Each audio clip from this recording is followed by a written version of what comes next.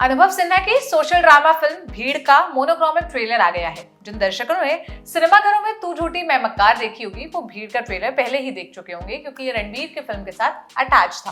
पर इंटरनेट वाली जनता के लिए ये 10 मार्च को उपलब्ध हुआ है। इसमें राजकुमार राव और भूमि पेडनेकर लीड रोल्स में है। कहानी कोरोना महामारी के दौरान हुए लॉकडाउन पर आधारित होगी।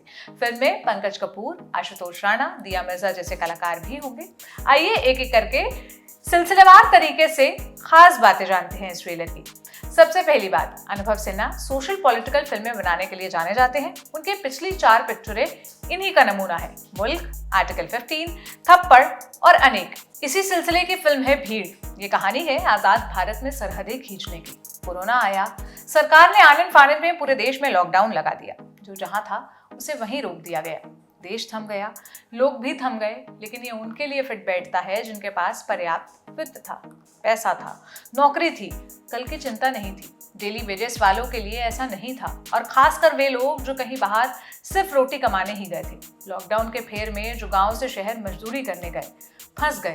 पूरे मुल्क में भारत पाकिस्तान बंटवारे जैसे हालत बन गए। स्टेट्स को बॉर्डर्स में डिवाइड कर दिया गया। अपने ही देश में जनता रेफ्यूजी हो गई। भीड़ की स्टोरी इन शरणार्थी की तरह भटक रहे लोगों की तकलीफों और जख्मों को कुरेदती है। कम से कम ट्रेलर से तो ऐसा ही लगता है। दूसरी बात, ट्रेलर देखकर पहला रिएक्शन क्या था? रोंगटे खड़े करने वाला ट्रेलर ऐसा ही हो सकता है। बहुत सही काटा गया है। बेस्ट पार्ट है इसकी सोशल कमेंट्री। एक और मजदूरों की समस्याएं हैं, उनसे जूझता पूरा सरकारी तंत्र है। मजदूरों को अपने नजरिए से देखती एक डॉक्टर हैं, एक पत्रकार भी हैं, जो कहती हैं मुझे ये इंडिया के पार्टीशन की तरह दिख रहा है।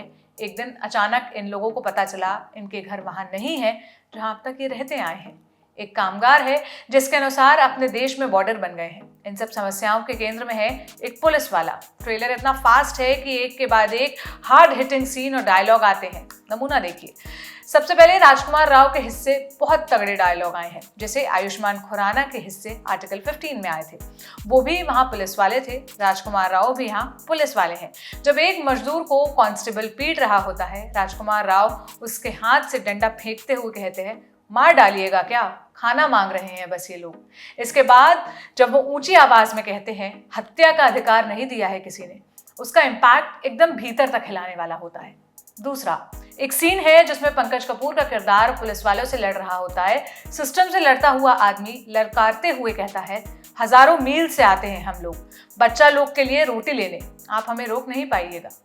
तीसरा, एक ऐसा ही सीन और है। इसमें पंकज कपूर ने पुलिस वाले बने राजकुमार राव पर बंदूक तान रखी है। राजकुमार राव कहते हैं आप शहर गए क्योंकि यहाँ कोई इंतजाम नहीं था, शहर से वापस आए क्योंकि वहां कोई इंतजाम नहीं था।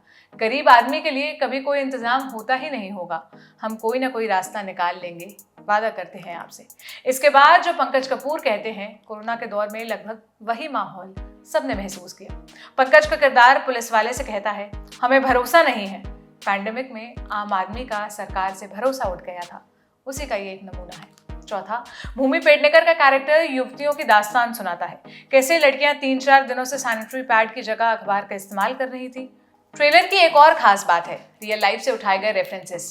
पहला रेफरेंस तो पूरा माहौल ही है जिस पर भीड़ बनी है, पर इसके अलावा भी कुछ कोरोना के दौरान के मेजर घटनाएं हैं। नंबरवार तरीके से देखते हैं।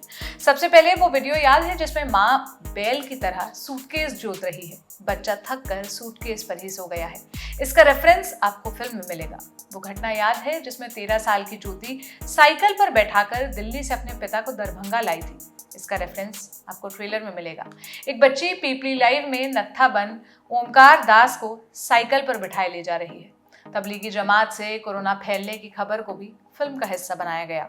कई और रेफरेंसेस हैं जो आपको ट्रेलर में देखने को मिलेंगे। जातिगत दंभ, धार्मिक नफरत, नकारा सिस्टम, अनाथ नागरिक, भीड़ में सब दिखेगा। रोंगटे खड़े कर देने वाली भीड़ का ट्रेलर जब पिक्चर की शक्ल में आएगा, उस वक्त अगर ये अतिवाद से बच गई तो बहुत कमाल की पिक्चर साबित होगी। ऐसा इसलिए क्योंकि हमने अनेक में भयंकर अतिवाद देखा है। अगर भीड़ सिस्टम और समाज का बैलेंस बनाकर चलती है तो ये बेहतरीन सोशल ड्रामा बनकर निकलेगी। तो 24 मार्च का इंतजार करिए, देखते हैं क्या होता है। आपके लिए ये सारी जानकारी जुटाई मेरे साथी अनुभव ने। मेरा नाम है सोनल। देखते रहिए ललन टॉप सिनेमा। शुक्रिया। किसको मिली बात, किसने उड़ाया धुआं, दिन भर खेलों की दुनिया में क्या क्या हुआ, हर खबर जिस पर आप करते हैं बात, छोटी से छोटी जानकारी लाएंगे हर रात। लेकर आया है ललन टॉप। स्टॉप सोमवार से शुक्रवार रात 10 बजे।